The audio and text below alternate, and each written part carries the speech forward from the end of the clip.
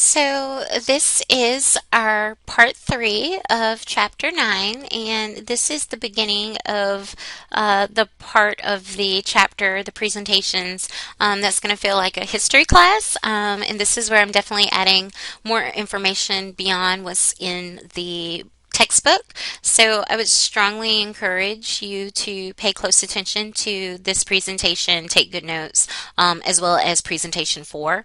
So in this presentation, we will be covering our majority group, whites of European descent, and then we will be talking about two of our minority groups, Native Americans, Indigenous Americans, and then Blacks, African Americans. So we start off, just in general, the whole point of this is in order to really understand racial stratification better, we have the data, the statistics that show that there is this kind of stratification system in place, where the different racial ethnic groups are doing better or worse, on a wide variety of measures, whether it's income or wealth or education completed or home ownership.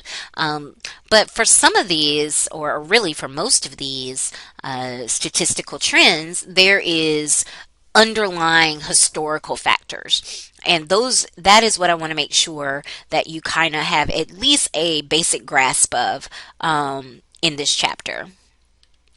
And so we are going to begin first with the group that is considered the majority group, the dominant group, whites, particularly whites of European descent. And so just a reminder, when people are not necessarily always aware of what their ancestry or their nation of origin is, but in terms of what people claim, German ancestry tops the list, and then Irish, English, British, Italian.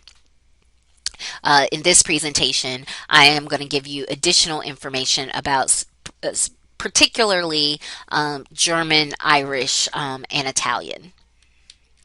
So, early mass migration to the United States was dominated by the WASP. And what does WASP stand for? White Anglo-Saxon Protestants. White Anglo-Saxon Protestants. And so that term kind of captures both, the phenotype, the religious affiliation, and the supposed, ancestry of what the early dominant group was. So if you are a non-WASP, you were defined as either an ethnic minority or you were marginalized. And this was true even of groups that we now consider to be part of the kind of larger white racial group.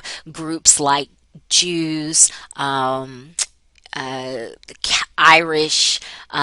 Italians, Greeks, a lot of the Eastern, Southeastern Europeans,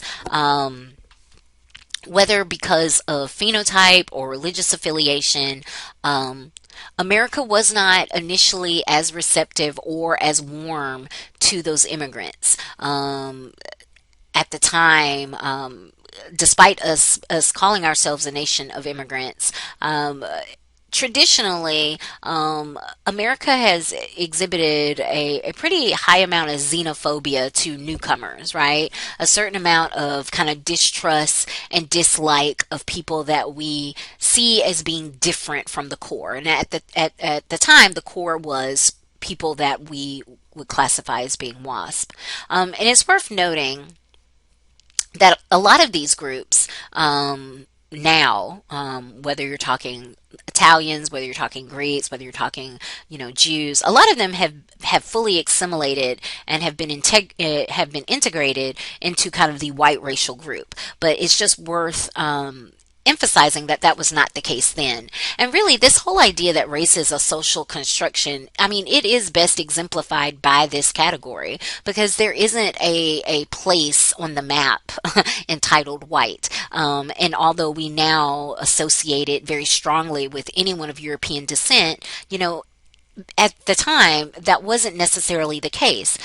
Certainly, some European countries were seen as being whiter than others. While some of countries really only kind of gained that designation of being white over time, and a lot of that having to do with the fact that later immigrants to America, certainly post 1965 immigrants, were more likely to come from Asian, South American, Central American, African countries. And so when compared to those immigrants, people that identified as being, Greek American, Italian American, you know, now they seemed a lot whiter by comparison. And so, how sociology approaches this, there is a part of sociology that's called Whiteness Studies, and really what they're interested in is that social construction of this racial group and how it was decided historically. Who got that label and under what circumstances, and how long did it take them to get it. So the older immigrants, the early immigrants, who I've already said a lot of them were part of that WASP core, a lot of them were what we would call white on arrival, meaning that they were seen as being part of the majority dominant group as soon as they reached, American shores. Newer immigrants, those European immigrants that came later in the 1800s, and particularly by the start of the 1900s, they kind of faced the question, were they really white? And depending on the group, usually there were a couple of factors that were playing into that question. Sometimes it dealt with phenotype.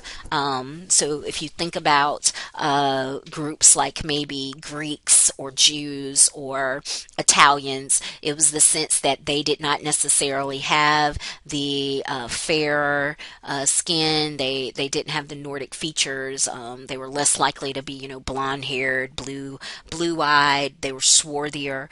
So sometimes it was because of these like phenotypical differences. Sometimes it was because of religion. That P and WASP Protestant. So groups that came that were not part of the Protestant religion, although yes, America made it so that they were free to practice their religion. Certainly, if you came and you were Jewish or even, Catholic, this initially held you back from being like fully embraced by that WASP core. And we certainly saw that with a group like the Irish, who phenotypically did not really have a lot of differences with the WASP core, but those assumptions and stereotypes that they made about their Catholic faith definitely impacted the prejudice that people had towards the Irish in the late 1800s, early 1900s.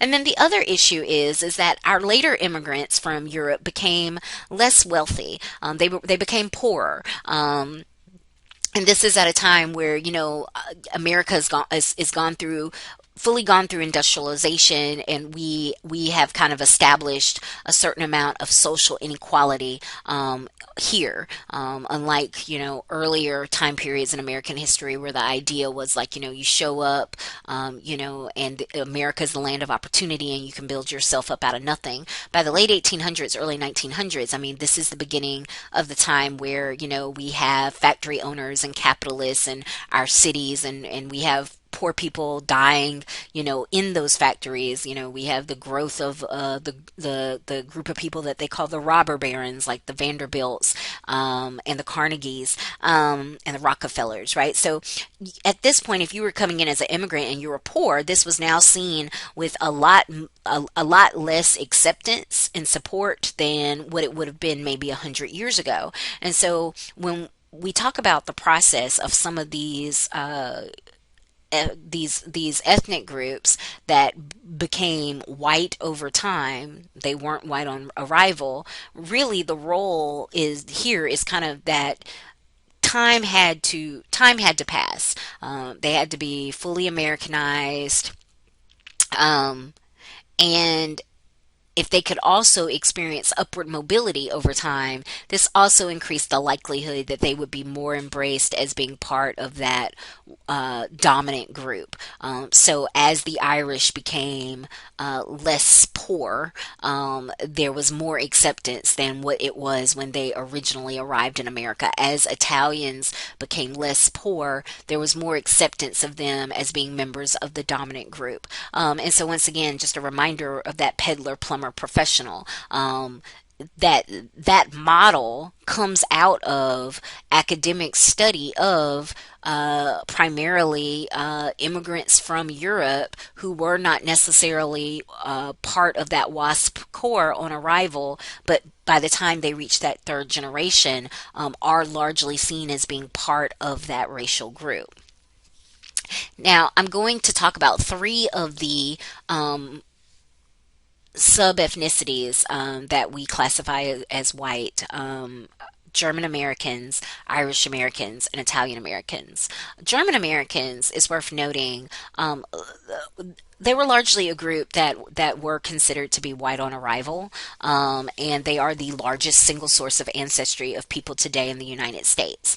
And we are aware that some of this information, some of this lineage information has been lost because during the rise of Nazi Germany, a lot of German Americans distanced themselves from their homeland. And you saw this by people changing their names, by just no longer necessarily identifying as being German American. So, to the extent that there are probably even more people that can claim German ancestry than who even claim it is true. And it's worth noting that that link gives you a discussion of how during World War II, we'll talk about how all the Japanese in California and then on the West Coast were rounded up and placed in internment camps. That did not happen with German Americans, largely because, number one, they were much larger in number, and number two, a lot of them had kind of fully assimilated into kind of that larger white core, making it a lot harder for that type of internment solely on the base of race and nation of origin to take place here. Now, that doesn't mean that there weren't some Germans that were rounded up and sent to camps. A lot of this was based on CIA and government surveillance that led to the suspicions that particular individual perhaps had some German loyalty. And we know now that some of those were accurate assessments. There were some German loyalists here in America, but some was just based on suspicion. But it's just key to note that unlike what happened with the Japanese, what did not happen was kind of a mass roundup and internment of all people of German ancestry. Now, kind of the best example of a group that we now consider to be white, but were not considered as white on arrival, are Irish Americans. And certainly one of the larger factors in why they were treated this way has to be, or was the role of their religion. Catholicism was viewed in early America with a lot more suspicion and distrust than what it is now.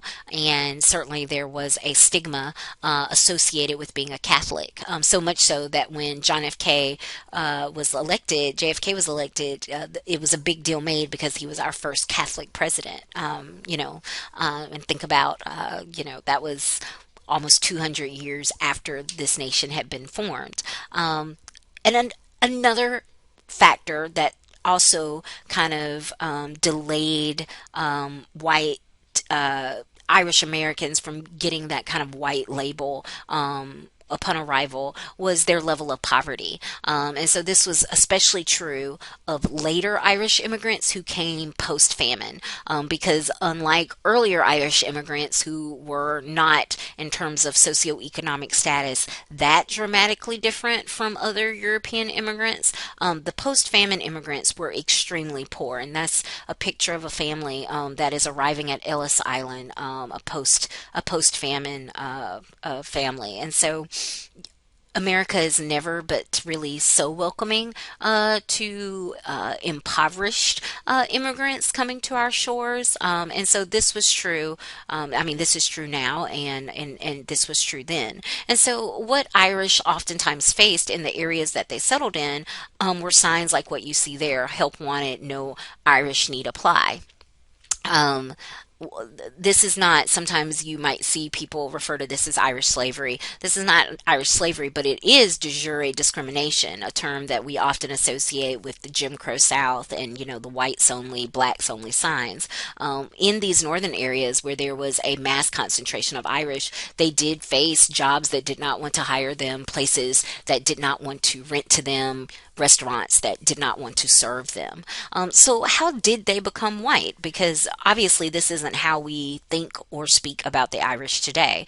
Well, it has a lot to do with as African Americans began to pour out of the South into other parts of the country, where before they had only lived in much smaller numbers. And certainly by the time we get to the 50s and 60s, and European immigration from Europe has slowed to a trickle, and a lot of our newer immigrants are people of color, then at that point, those differences in religion no longer seem that significant. It seems like that the only place, the only racial category it would make sense for the Irish to kind of be and to be embraced would be as whites. And once again, the concerns regarding poverty, as upward mobility was experienced, as people spent generations in America, then that stigma of being poor also kind of went away.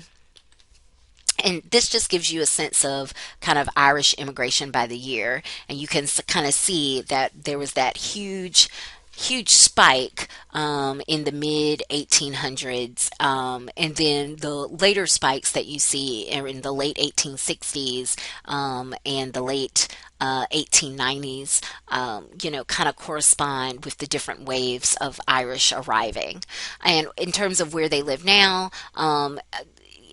there is the highest concentration of Irish in kind of the upper eastern seaboard. We associate the city of Boston with high concentration of Irish Americans. And then you'll see that there are other areas that they are in much smaller numbers. The final white ethnic group I'm going to discuss and highlight is another group that was not considered to be white on arrival, and that those are the Italian Americans. Once again, we had early immigrants from Italy, but the larger waves did not come until the mid to late 1800s. And once again, similar to the Irish, certainly what played into their part of the stigma against the Italians was the role of Catholicism. And it's worth noting that despite both being Catholics, this was not a kind of shared source of cultural identification between the Irish and the Italians. There was oftentimes a lot of animosity between those two groups when they found themselves in sharing living areas. Um, Similar to the Irish, the role of poverty did come into play. Um, the fact that Italian Americans were most likely to take on roles of manual labor, and comparative to other groups, they were slower to embrace formal education for their children upon their arrival here. That slowed down that 3P generational peddler, plumber, professional progress. And but then there were also some things that were kind of also unique to why Italians were not granted white on arrival status. One of those things being, in terms of their phenotype, Italians, depending on where they're from, what part of Italy they're from, they are more likely to be swarthier, darker skinned. They're darker haired. Sometimes their hair is naturally more curly.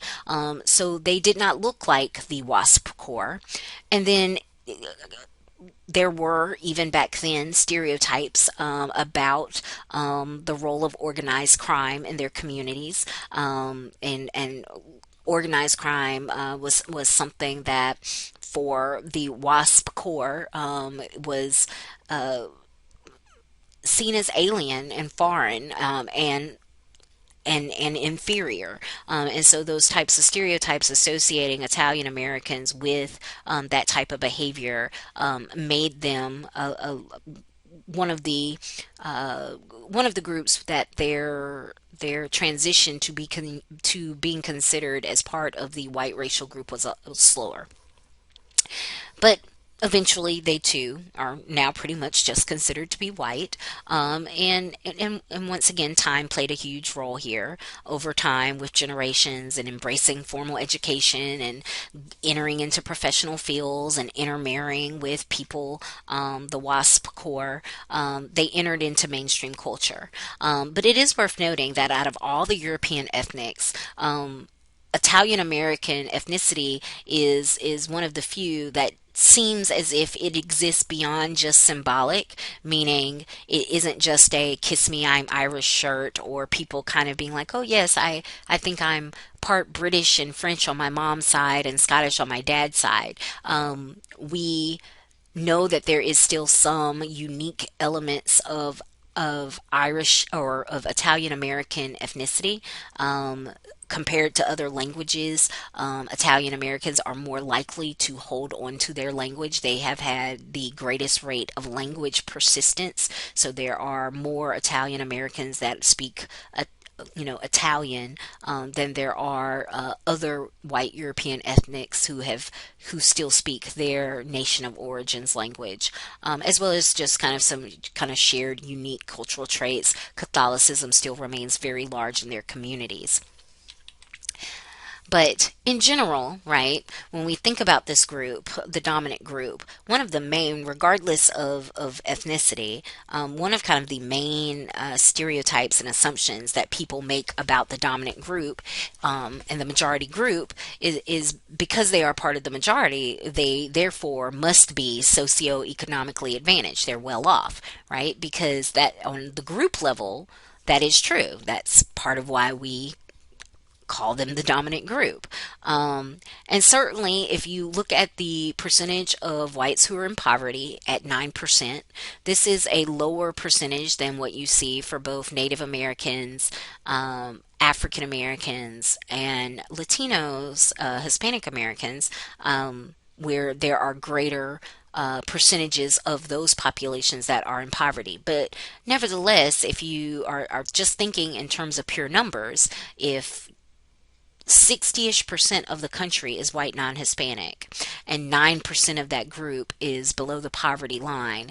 That still means there are hundreds of thousands, if not millions, of poor white individuals in this country.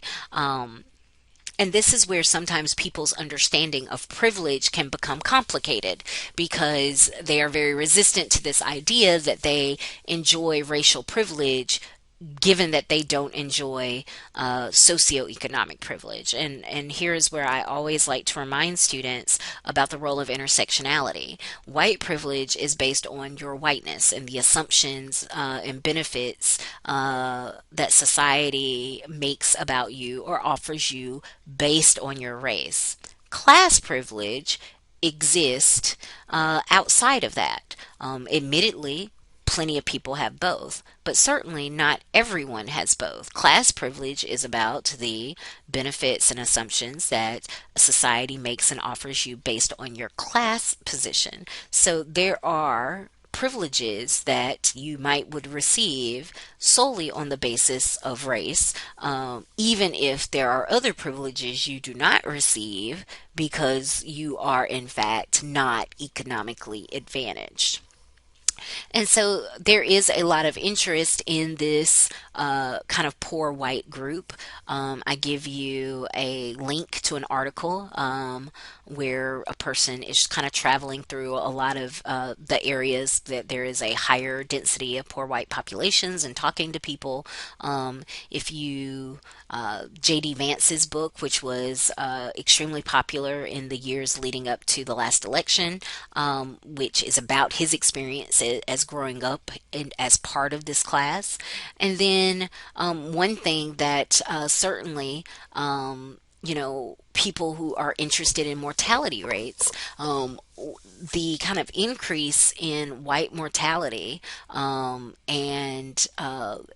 the cause of that increase, particularly drug alcohol overdose and suicides, have both increased, or we saw increases of those in the last 10 years. A lot of that has been concentrated in the kind of poorer white group. And so yes, they are part of the majority group, and yes, as the majority group, they are advantaged in terms of a lot of society's resources. That does not necessarily mean every single member of their group is advantaged. But this does bring me to the first of the minority groups, which fittingly is the Native Americans. And so, for Native Americans in America, based on anthropological evidence, there were roughly 20 million prior to the arrival of Europeans. By 1800, this was reduced to less than 600,000. And by the end of the Civil War, so by, the 1860s, it was around 350,000.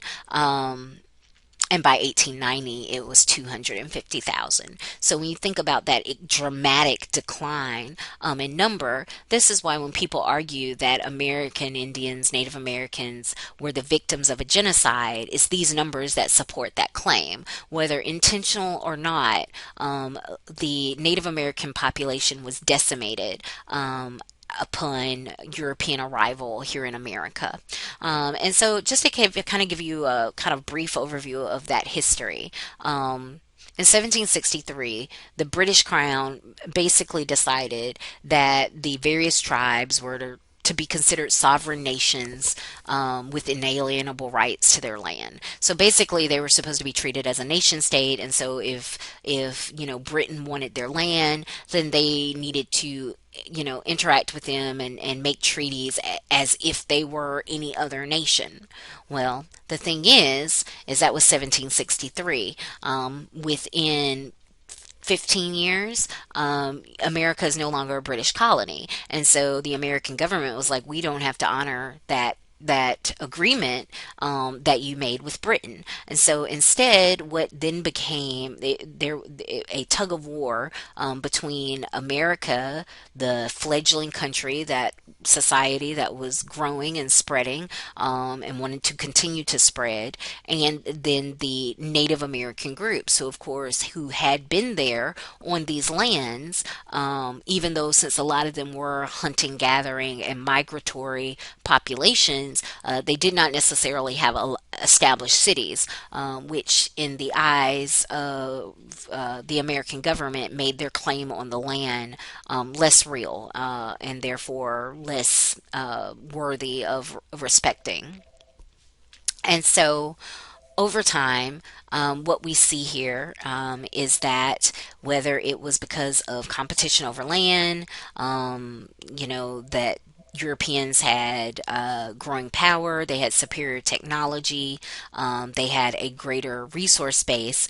They were able to call upon all those assets as a way to push Native Americans to near extinction. By the time they passed the Indian Removal Act of 1830, which we commonly kind of call the Trail of Tears, Native American populations were already just much significantly smaller than what they had been. I give you a link to a really good video about the Trail of Tears, but just imagine rounding up all the people of this particular group, young, old, healthy, feeble, and they, literally, marched, walked thousands of miles to be set up on these reservation systems. And the reservation systems then additionally had these Indian boarding schools, which I'll talk about a little bit more here. And so, there were some groups that tried to fight back, but groups that fought back were largely conquered and eliminated. Which led to a lot of Native Americans really just kind of giving up that fight.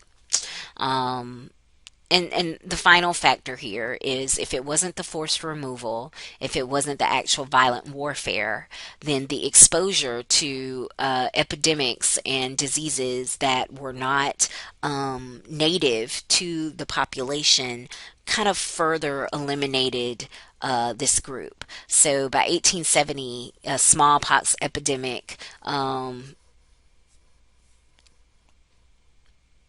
caused even more deaths among the Indian American population. So by the time we reach the end of the 1800s, for the most part, almost all American Indians, almost all Native Americans are largely subdued and they're on reservations. And the reservations themselves are shrinking because although there was originally a lot more land allotted to those areas, as the United States is continuing to grow and continuing to spread west, they are taking lands from the reservation and giving them to homesteaders. So if you're interested in what the reservation system was like, I give you an additional link here. The reservations themselves were underfunded. They were in the middle of nowhere. There was initially a lot of trouble with getting Native Americans to kind of accept this kind of farmstead life because if you are a hunting, gathering tribe, I mean, you move around, you follow the food, you don't necessarily grow your own food or raise your own livestock. And that's what they needed to do on the reservation system. So it was having to adapt to that new way of life. And then, in terms of their children were forced to go to these Indian boarding schools where they underwent what's called forced assimilation. And so, just some information there. Sometimes forced assimilation is called cultural genocide because you're basically killing a group's culture by making them give it up. And so these boarding schools, attendance was required. Children were taken from their families as young as 4 and 5, and they were pretty much forced to leave behind their family ties, their beliefs and values. These schools were military-like. They usually had to cut their hair. Their native clothing was taken from them, and instead they were given, the clothes of the majority group. They were forced to convert to Christianity.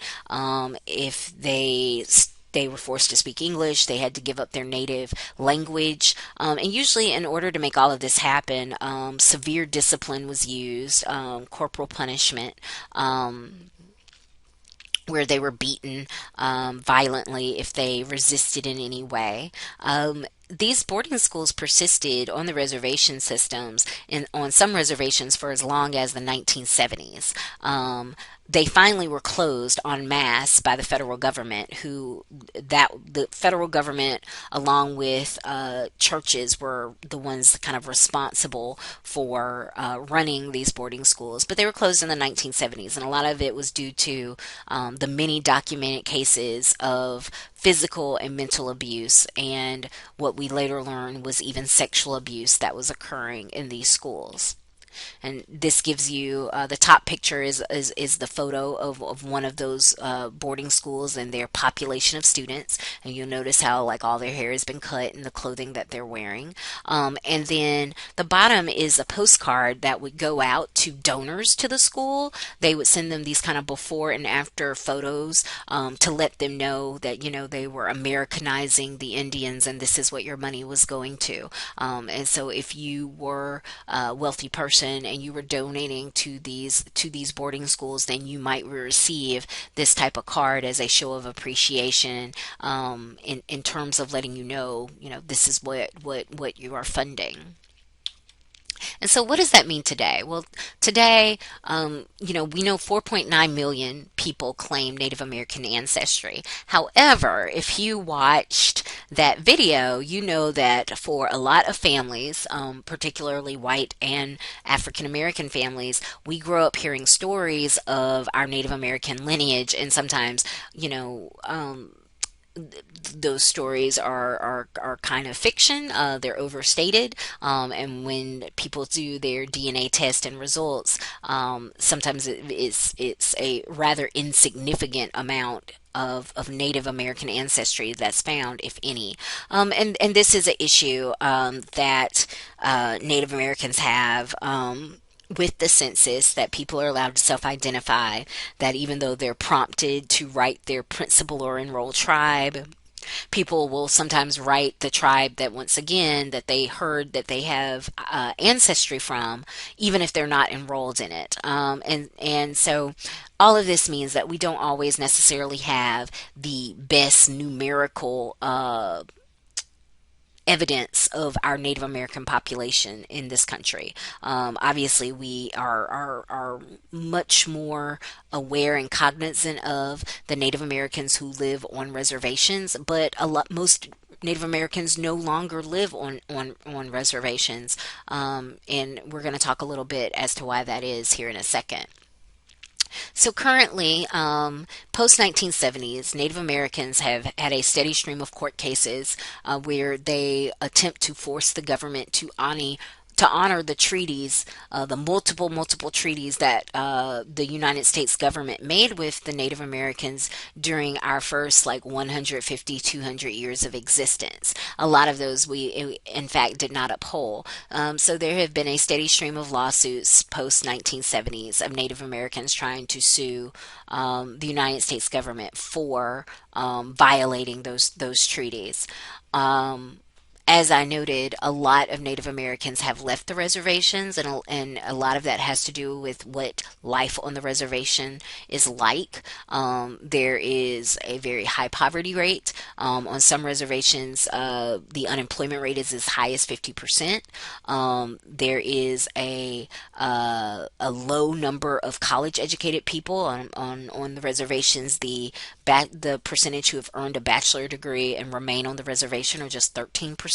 So, just think about what that means, the lack of professionals that exist on reservation, everything from school teachers to social workers to doctors to attorneys, right? That, if people get degrees but don't return to the reservation, and they don't return to the reservation because there are no opportunities for them there, then that's part of what contributes to reservations being so poor. And that's the case, even though there is this popular idea that casinos have made Native Americans rich, and I'll come back to that in a second. But the kind of final kind of point that I would like to make about the reality of Native Americans is that oftentimes, much more so than any other minority group, people forget that Native Americans are real people. And instead, they think about them as these mythical, representations. We don't think about them as just any other group of people wearing blue jeans and Nike shoes. We think about this historic cultural dress. We think about them in this really stereotypical way.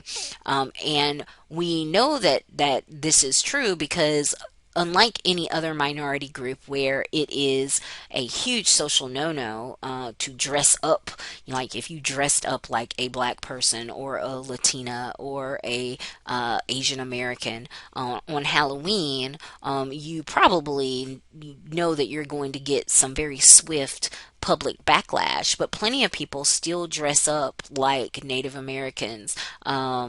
Despite all the talk of cultural appropriation, it is still a very common Halloween costume among children and adults. And of course, if you have followed any of the controversy around sports teams, once again, unlike any of the other minority groups, Native Americans feature heavily in sports team names. You know, whether it's Warriors, Indians, Raiders, Braves, Chiefs, Redskins, Red Men, Savages, right? Once again, just asking yourself how appropriate this would be for any other group.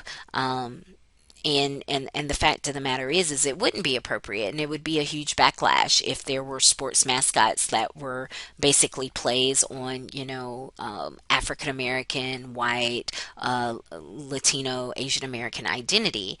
Part of the reason why for some people this is probably acceptable, both the Halloween costumes and the mascot names, is because at 1% of the population and largely being geographically segregated on these reservations, and admittedly that for by choice, it is very easy for people to not think of this group as being real live people who exist today. And to instead think of them as kind of, like I said, mythical representations of people. Now, this idea that whether casinos have made people rich, that is complicated by the fact that although we think and talk about Native Americans as a unified entity, they aren't. They are, hundreds of tribes, or currently, of the 331 federally recognized tribes in the lower 48 states, 55 operate big casinos that actually have big profits.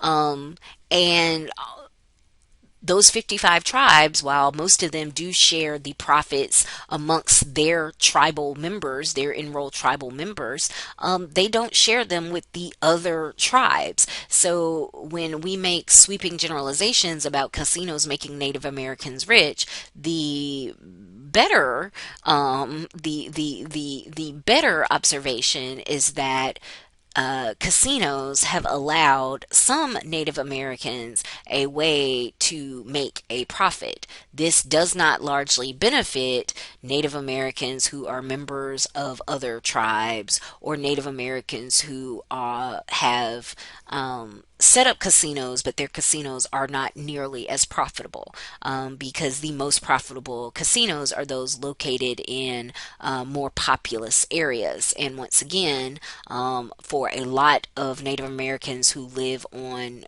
reservations in the middle of the country, these are some pretty desolate areas. These are not tourist locations, and they don't get a lot of foot traffic.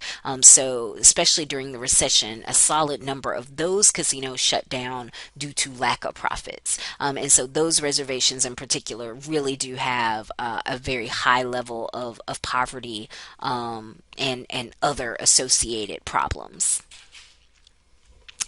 The final minority group that we will discuss in this presentation, because I am well aware that it is getting long, is Blacks, African Americans. So, slavery, Native Americans, of course, were already here. They were a colonized group. But for African Americans, they were what we call involuntary immigrants, which is a fancy way of saying slaves.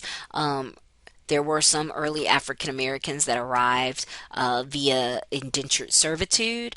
And as your chapter that discussed slavery noted, there are early slavery or indentured servitude in America. Eventually it hardened into slavery, and that slavery was pretty much explicitly race-based. So the first slaves arrived in America in 1619 on a Dutch ship, and it landed in Virginia.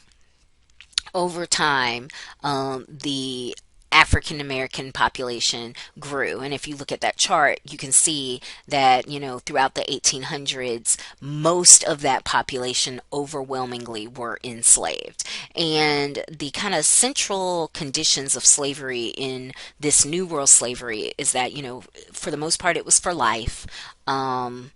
it was inherited, and it was in a status that was inherited through your mother, which became key when you looked at the kind of systematic sexual assault and rape of slave women in order to produce new slaves. They were considered property, and so you did not have any rights to your own body. You did not have rights to your children's bodies. So families could be separated and sold. Your family, women and men, could be bred out by their masters. Children could be taken. Because once again, under new slavery, slaves were seen as not people but as property. Obviously, if you're a property, you don't really have any rights, and so pretty much slaves were denied all rights. Everything from, obviously voting, but, they were denied, rights to education, rights to assemble, pretty much all of those freedoms that are outlined in the Constitution. Slaves were not afforded these things. And so, and then coercion was used to maintain the system. So there was violence, but there also just was kind of a pressure by punishing people, particularly non-slave holding whites or free blacks, if they attempted to help slaves escape, if they attempted to help slaves learn how to read and write. The system required a very explicitly regulated set of laws, and those laws were called slave codes. And they outlined all the things that it was not permissible for slaves to do, but also it outlined all the things that a person could get in trouble for helping a slave try to do. And so slavery lasted in America. The Emancipation Proclamation was passed in 1863, and then slavery itself was deemed unconstitutional via the 13th Amendment in 1865. So, mid 1860s. So from 1619, so before America was even America, to 1860, that is kind of the history, the time range of slavery in our country. And I give you a YouTube there if you would like to learn a little bit more about the slave system. So after 1865, what happened? Well, the South had lost the Civil War, and there was a time period in history called Reconstruction. It was very short. It pretty much was only 1 decade. But during this time period, several things happened. There was a push to provide education to freed slaves as well as their children. Blacks were granted the right to vote as well as hold office, and so this is where we saw black legislatures elected in pretty much every southern state. And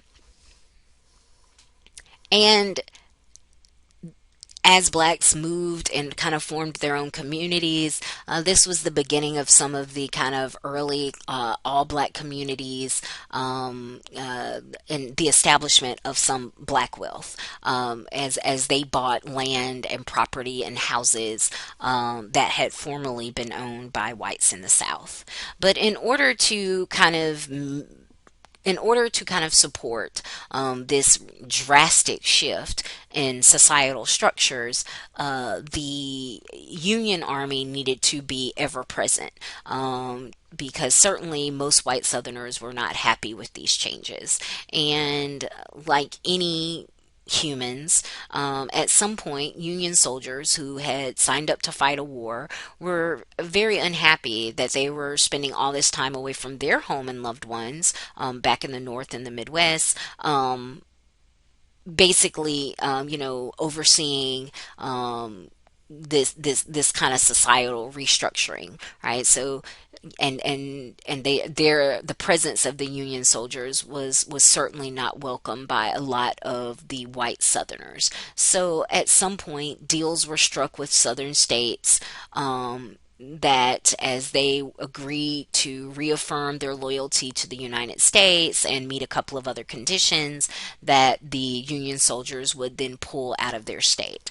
And unsurprisingly, what happened extremely quickly as soon as the Union soldiers left is that oftentimes the governments that had been put in place during Reconstruction were overthrown. This was particularly the case in Wilmington, which is one of the only violent revolts that we've had in our society, where a government, a duly elected government, was replaced by representatives after basically a violent race riot.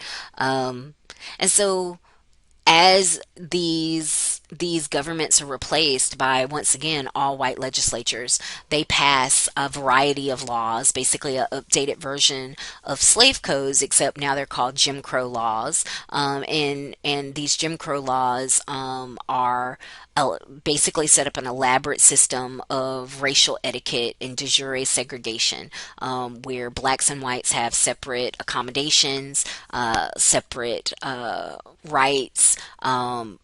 Once again, a lot of the civil rights that African Americans had gained in the Reconstruction era, they are once again stripped from them. The Jim Crow laws give very explicit directions in terms of how blacks are now supposed to treat whites. It basically was slavery under a new name.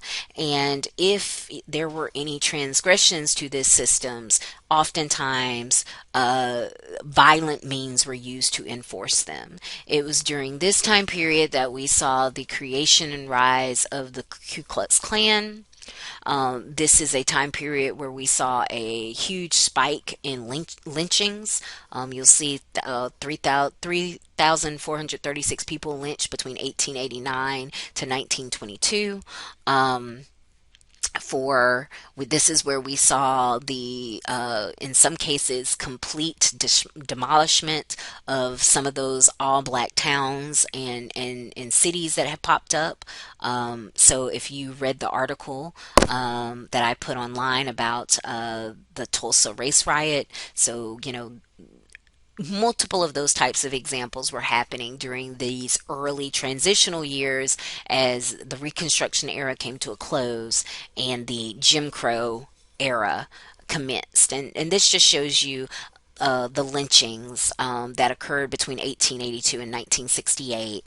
Most of them were concentrated in the South, where you see black dots and the white dots if it's a black state, if the state itself is in black. Those are area that's just letting you know that half or more of the victims were black for those states. So Jim Crow, largely because it's being violently enforced, it pretty much it was the law of the land. It wasn't until, and admittedly, for a lot of African Americans, this huge step back was unacceptable, and this is where we saw a mass migration out of the South, sometimes called the Great Migration, and African Americans left the South in large numbers and went to other parts of the country, and it was the arrival of these African Americans en masse from the South that encourage the acceptance of Italian Americans and Irish Americans as being white, as now there was an even more clearly minority group popping up in places like Boston and Philadelphia and New York in large numbers. But yeah, Jim Crow South was pretty much the world that African Americans lived in. Things were segregated by law. That's what de jure means. And we start to see some pushback in the late 1940s as we fight a war. We go into World War II, and we've witnessed and heard about the Holocaust of Jews at the hands of Hitler, and very much aware that in some parts of America, the treatment of African Americans is not much better. And despite this, African Americans, as well as people of all races, in a lot of ways, World War II was kind of our truly first, like, true multicultural military experience. African Americans had fought in all the wars in America, going all the way back to the Revolutionary War. But one thing that really set World War II apart is, we had Native Americans, we had Latinos that fought on the side of the U.S. We had Asian Americans, including Japanese Americans, despite the internment. So, you have people fighting against this dictator in World War II, even when we were not a society based on racial equality at the time. And so for black GIs in particular, they adopted the slogan, the double V, victory abroad and victory at home. And for them, victory at home meant civil rights. And so what we start to see are some small victories and progress that comes out during this time period. Jackie Robinson integrated baseball. And then other sports followed thereafter, especially at the collegiate level. You have the Montgomery bus boycott in 1955, which we associate with Rosa Parks and her willingness to be jailed for violating that segregation ordinance that said blacks had to sit at the back of the bus. Uh, Not only did that gain national attention, and successfully led to the desegregation of public transportation in Montgomery, but it also made Martin Luther King Jr. a nationally known leader. And so this set up very well as we entered into the 60s, the rise of the civil rights movement. And one of the primary tactics of the civil rights movement was this nonviolent direct action protest. The idea that you took it to the streets, you put your body on the line, and you didn't fight back.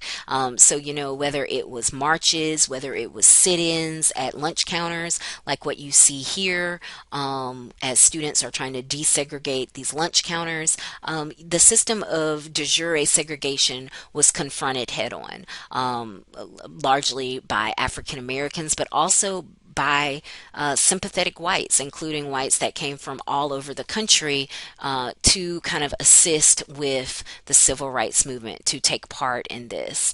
And these types of, it wasn't just the actions of the people in the street, however, we also saw wins happening at the kind of policy level. And one of the big wins came out of a Supreme Court case in 1954, Brown versus Board of Education, which was the case of Linda Brown in Topeka, Kansas, and the end of de jure segregation in schools, because separate but equal, which had been established in Plessy versus Ferguson, was deemed unconstitutional. They basically said if it is separate, it is inherently unequal. That and they use doll studies, which I give you a link to there, to illustrate that when you separate and segregate people by race, you are inherently implying that some groups are inferior to others, right? That's why you're separating. That's why you're segregating. And so in 1955, the Supreme Court ruled that school desegregation must occur with all deliberate speed. The problem is with all deliberate speed is very vague, and they did not specify what that meant. And so what then happened for really the next, in some cases, 12 to 15 years, is that the southern states mounted a huge backlash against desegregation. The KKK was revived, and despite all the people who waved Confederate flags as a show of their pride in their Confederate heritage, it's worth noting that as a culture, that embrace of the Confederate flag did not exist until this time period. So the Civil War was over in 1865, we see a resurgence of people adopting that flag as a symbol in 1965, and it was explicitly racial in its tone. It was a pushback against the federal government, basically saying you have to allow African Americans fair access to schools. And so once again, they're similar to kind of the violent enforcement of Jim Crow laws during the start of that era. Once again, we see violence increase. Protesters are violently beaten. Civil rights leaders are assassinated. Martin Luther King, Medgar Evers, volunteers trying to help people register to vote get their buses bombed. Voting offices and precincts get bomb threats and are caught on fire. Churches are bombed. So this is a time of great violence. And through it all, there still was black students willing to volunteer to kind of lead these desegregation efforts. So you see a picture there of one of the members of the Little Rock Nine, and desegregating the Little Rock Central High School. The violence there got so out of control that they had to call in the National Guard. So schools were desegregated in some parts of the South with basically armed military escorts. And if schools did not want to desegregate, one popular method became in some areas is that the schools would just close, and private schools would be set up instead, and that if you were white and you could not afford a private school, that you would be offered aid to attend those schools. And we call those seg academies. So this is also in the South where we start to see really the beginnings of the private school movement. Once again, largely based in the reaction to uh, the policy that they needed to desegregate their public schools. And so the civil rights movement, right? So slowly but surely, gains were made. The Civil Rights Acts of 1965 were passed. The Voting Rights Act of 1965 was passed. As I mentioned, or as I will mention later in presentation five, affirmative action policies were put into place to address discrimination that had taken place in employment as well as school admissions. Throughout American history at that point. And so, where does that leave African Americans now? Well, it African Americans are still disproportionately poor, disproportionately less likely to have a college degree, more likely to come from single parent households. But once again, in the same way that we emphasize that not all whites are well off and not all Native American reservations are doing well because of casino money, similarly here, there is a popular concept that sociologists use that's called two black Americas. And it's the idea that there is a group of African Americans that post civil rights movement have done well. These were the families that were able to pretty much get their children into colleges and into professional programs early on in the 60s and the 70s, and they were able to begin to establish wealth, and they were the first families to integrate into white neighborhoods, and their children largely grow up in suburban areas and go to suburban schools, and so they're upwardly mobile. This is a little under 20% of the race at this point.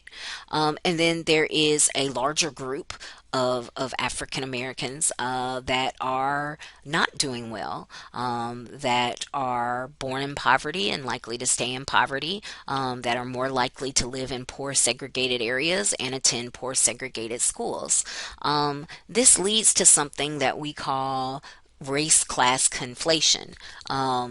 And that is when class prejudice, the assumptions that people make about poor people is superimposed upon racial prejudice, the assumptions that people make about race, particularly about people of color, and it combines and intersects in such a way that it leads to kind of ongoing discrimination, that you aren't sure, is this mistreatment because I am black, or is it because I'm poor, or is it because I'm black and they assume that I am poor? And so when you look at, and when we talk about the experiences of African Americans in particular, those who are in fact not poor, part of the ongoing discrimination or stereotypes or prejudices that they face in their day to day interactions, are largely based on those assumptions that they are, in fact, poor.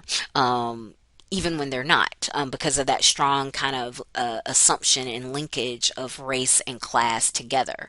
And so, when you think about this in terms of privilege, and ignore that part about what it says about the article, I wound up not requiring you all to read that.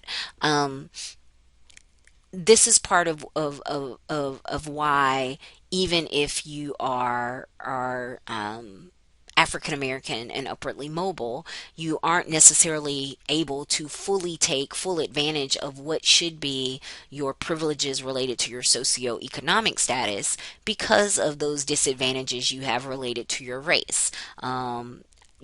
The fact that you can't walk around with your degrees or your bank account tattooed on your forehead. Instead, you have to just rely on the assumptions that people might make about whether or not you are upwardly mobile and well off, or whether or not they think you are poor.